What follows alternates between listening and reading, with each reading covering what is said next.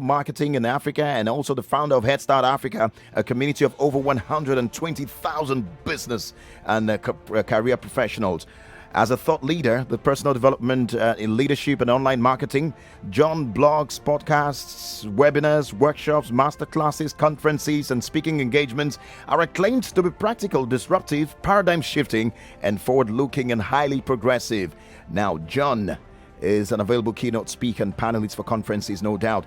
He also served as a keynote speaker in Brazil, UAE, Ghana, Zambia, Nigeria. The list goes on and on and on. Just so you meet my guest talking to us this morning on monetizing content and services online. John, where do we start from in doing that? A lot of people actually called in call-ins. Now I have this idea. How do I put it out there? So just take us through the process of monetizing online, especially during these COVID-19 realities. Right. So first of all, this is titled Monetizing Content Online. So first of all, what exactly is content? And when we look at what content is, we've got to accept that there is some content that is monetizable, and there is some content that I would say is not that easily monetizable. And so that has to guide your actions. I mean, I believe that not all content needs to be monetized, but if you're talking about this specific topic, about the willful monetization of content, you've got to be specific as to the science of monetization. And so you understand that some content is monetized, some content is not. All right. Now, moving on from that, let's talk about the different monetization models that exist for content online. There's a model where you can, if you're making like video content for YouTube, and the network YouTube pays you a fraction of ad revenue. And that's what a lot of would-be YouTubers look at when they think of taking their content to YouTube. But then on further investigation, you realize that there are a lot of dynamics there. I saw something posted on Instagram some time ago that I later reshared to my Instagram stories and gave some perspective on. And that was how someone in the United States of America was breaking down the figures of what someone could potentially earn as a YouTuber. And a lot of Nigerians saw that and were like, wow, so this thing can be lucrative. And I was like, hold on, there's a different dynamic to it.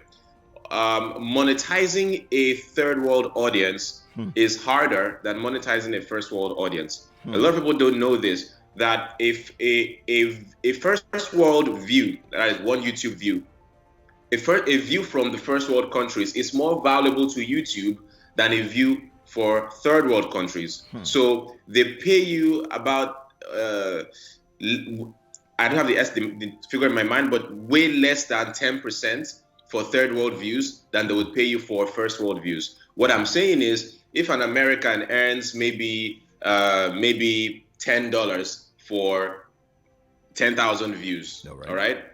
For his American audience, for a Nigerian, that 10,000 views would be worth probably about $1. Wow. So, and this is not my opinion. These are figures that are out there online. So people need to go into this and be like, okay, do I want to get paid per impressions? Do I want to get paid for ads on my YouTube videos? What exactly is going on here? If you are from the first world, it will be a lot easier. If you're from the third world, you will need a lot of traffic to get paid even a little bit, all right? So that might not be the best way. So let's move on to, okay, so that can't work. What else can I do? Well, there are other ways of making that money. You can sell merchandise, and that's the easiest way to make money from the third world. You're monetizing content from the third world. Please, sponsorships is very difficult from here. The easiest way to do it is to sell something. You've got to sell something, all right? And there are three things that you can sell. All right. Three things. You can sell physical merchandise, all right? Physical merchandise. If people are following you, they're enjoying your content, you can sell them physical merchandise. Now, I'm here teaching about how to monetize content online. There are some people who are going to be watching this video and they'll be like, John, I like the way your camera is set up. What kind of camera do you use? That is money right there. Because I could be like, look, I have my own my own range of branded webcams that you can use for quality broadcasts like this, and I'm selling this on my online store. That's how you can monetize that free advice you're busy giving out on YouTube. They were like, John, you know what? Your sound is fantastic. All right, what kind of microphone do you use? All right, and I could show them this.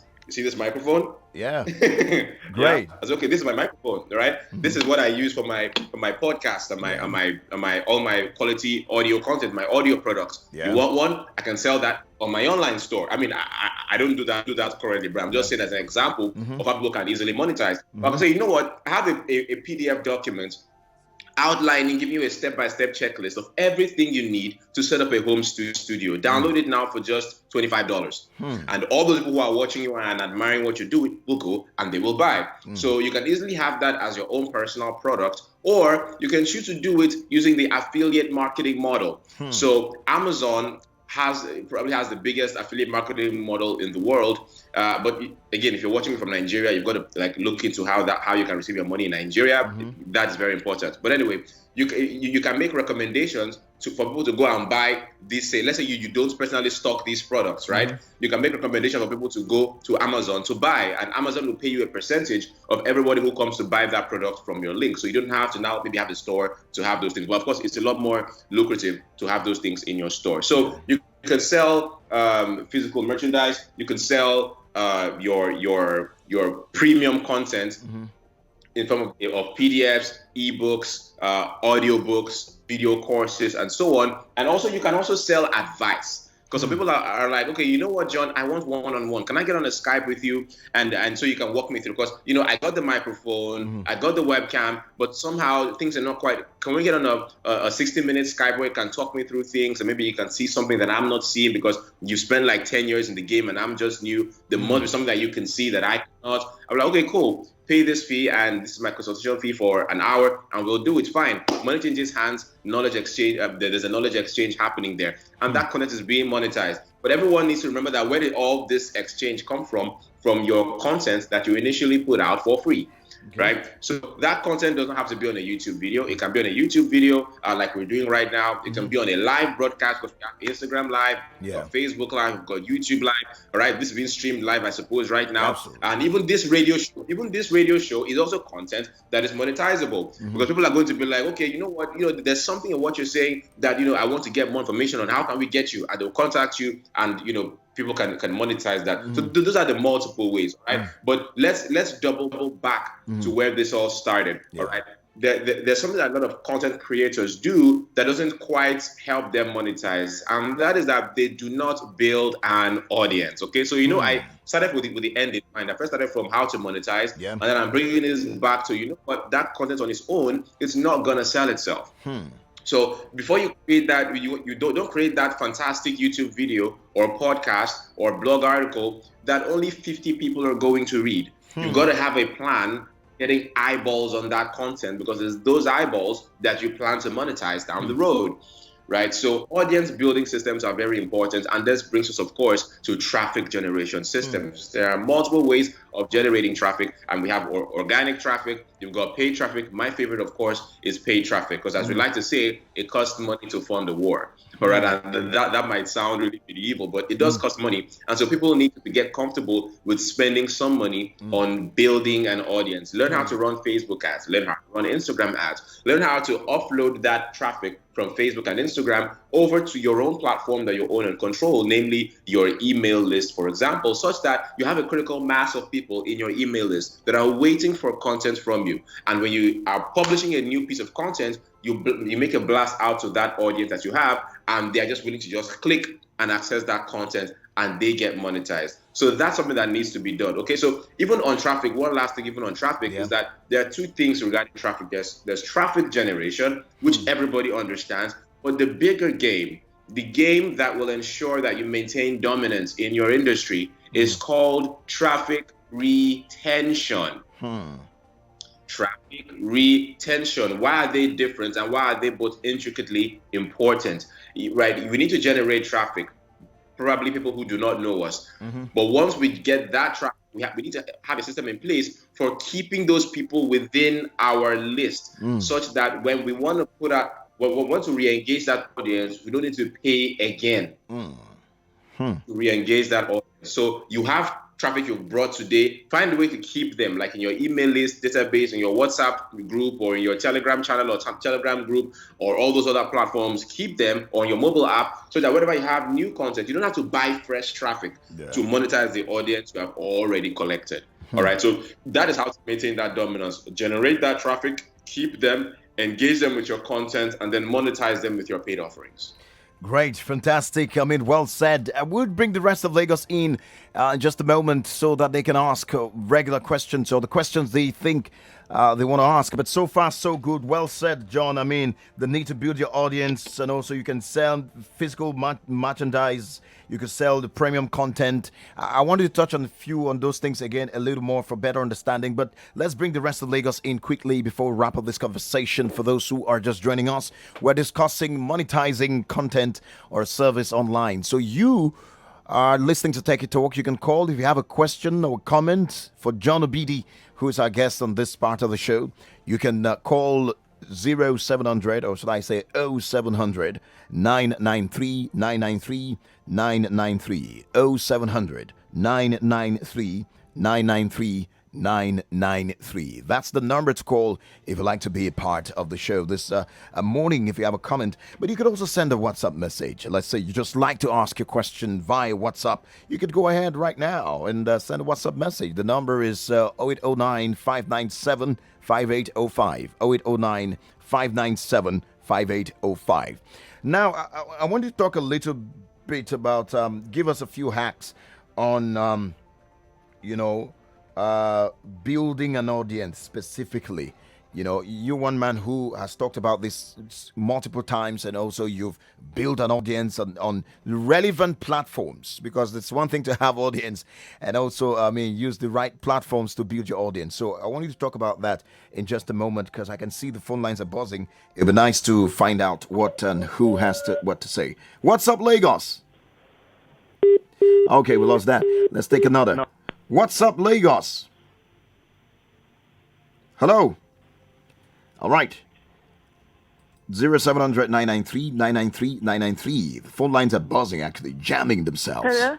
Hey, what's up, Lagos? I'm a first-time caller. I'm Daniela. Oh, Daniela. Good to have you. Welcome to Techie Talk on What's Up, Lagos. Now, let's hear you. You have a question or comment? Yes, I have a question. I'm advertising something on Facebook, but I tried using adverts and things like that, but it's not really good pushing forward or pushing through. I don't know what to do. I tried everything. No, you're advertising on Facebook. Yeah. And it's not pushing. What do you mean? What do you mean? You're not getting the results. Getting the audience that I want. Okay, it's not getting the audience that you want. Patronage. Okay, so listen on your radio for the response. John, do you have a question for her? She says she's not getting the audience. Or do you want to comment? I'm getting likes. I'm not getting patronage for my business. Oh, is that people she's just getting likes. She's not getting patronage from there. So what could be responsible for this, John? Yeah. So on Facebook, you got to learn how. Yeah. What did he say? Should I listen now on radio? Yes, listen on radio. Thank you so much. I'm getting likes, but nobody is calling in to buy my stuff. All right, good. He's going to respond to you. So just listen. Thank you. All right. Bye. Thank you again. Hi, great. Yeah. So John. Yes. So on Facebook, when you're advertising on Facebook or any other medium, most of these networks, especially Facebook, allows you to set your targeting options, and so it ensures that you're not targeting the wrong audience. So if you sell clothes for babies, and you're targeting people who don't have children, they're not going to buy. You're going to get a lot of likes because they're cute pictures, but they have no need for what you have, and so they're not going to buy. And so one of the things you have to do is to ensure that your targeting options are set correctly. And I must say that a lot of people do try to create Facebook ads without learning about Facebook ads. And so I would recommend that if anyone else has this issue with Facebook ads, go and Google Facebook Blueprint. All right. Facebook Blueprint is a program that was created by Facebook to teach advertisers how to advertise. It's for novices. It's for total beginners, right? So if you've never done a Facebook ad before, go and Google Facebook Blueprint. It's a free course, a free program that anyone can take and get proficient at creating Facebook ads. So when you do that, you're going to learn how to do audience research and how to target your audience All right. You're going to learn how to target an actual buying demographic. And there are other technologies involved in this whole process, but ensure that you are targeting an audience that wants what you have. Okay. All right. Someone is asking the same question on WhatsApp, but since I think what you just said answers it, he said, how can I successfully run a Facebook ads? How do I start? So there you have the comment, because we have to run very quickly in just a moment. More calls. I'll take just two more calls and then we'll wrap it up right here. Hello. Good morning. Hello. Hello. Hello? Good morning. What's up, Lagos? Hello. All right. Hello. Good morning. Good morning. What's up, Lagos? Welcome. What's your name? Where are you calling from? Lagos. Good morning. Good to be here for the first time. Great. Good to have you here. I'm calling in from Lagos, Koshofe. Okay. Your name? John. John. Okay. Namesake with Mr. Obidi. I just want to find out. I have a Facebook page, Instagram page, Twitter page. My Facebook page, we have over 20,000 followers. All right. But the issue is, I feel somehow it's kind of locked, because when we do programs and health programs on our page, we don't get the same response from the numbers that are there. So how do you unlock your followers to respond All right. to your page numbers? Great. Thank you so much. Just hang on there. Techie Talk has got you. John has got you. So, John, how do we unlock the numbers? Okay, so I like the terminology he used there. He said, how do you unlock your followers? That means you are good at your followers are locked. That's it. Because that is key. That is key. A lot of people don't understand this technicality, right? So on Facebook, there's something called paid reach and organic reach. All right. Now, I'm going to explain this as quickly as possible. Now, when we first started with Facebook, organic reach is the number of your followers that are allowed to see your posts without you paying for that traffic. All right. So back when Facebook was first started doing Facebook pages, almost 50% of your followers could see your post organically without you paying. So if you had 20,000 followers, about 10,000 of your followers would see your post every time you put out a post. But then Facebook began to grow very rapidly, and that became impractical. Also, Facebook needed ways to monetize their audience. And so they began to reduce this organic reach. Today, organic reach stands somewhere around 7%. It's intentional. All right. Because if everybody can see your content, how is Facebook going to make money? So you now have to pay to boost your posts so that even your own audience can see those posts. So that's what we like to say. So that's what I like to say on social media. Do not build your house on rented land. Facebook is rented land. Twitter is rented land. Instagram is rented land. They have their purpose, but that's not where you should primarily build your audience. You need to find a way to offload those members of your audience from those rented platforms over to a platform that you own and control, namely your email list. There are other platforms like mobile apps, Telegram, WhatsApp, but your email list is one that you own and control. Now, when you have your own program to run, simply send an email blast and your email list subscribers are going to see it. Thank you very much, John. Enough said so far, and I'm glad that you're able to answer all the questions that were asked. And also, you touched on building an audience already, which was the last question. So thank you. So the need for us to move from rented land to our own owned platform. And of course, the email is the go-to platform indeed. Thank you again for speaking with us, John Obidi. And it's always a pleasure to have you. And well done to the Headscarf Africa team and to entire people. Now, John hosted a summit, an Headscarf Africa summit, which had thousands and thousands of people from across the world. It was one of the biggest conferences I've ever attended online in my entire career. And I must say, well done and keep the good work. Thank you, Collins. Absolutely. All right, guys, thank you so much. We continue with the show as we let John go. But it's my hope that you've learned a whole lot listening to how to monetize online, creating an audience, building an audience, and not staying on rented platform. Those are my takeaways, major takeaways, and I hope you had your takeaways. Thank you, John, for speaking with us. All right, guys, that's the much we have. As far as that segment is concerned, we go on a break. When we come back, supporting the Nigeria tech ecosystem is our next conversation right here on Techie Talk on What's Up Lagos. This is Nigeria's #1 technology show on radio.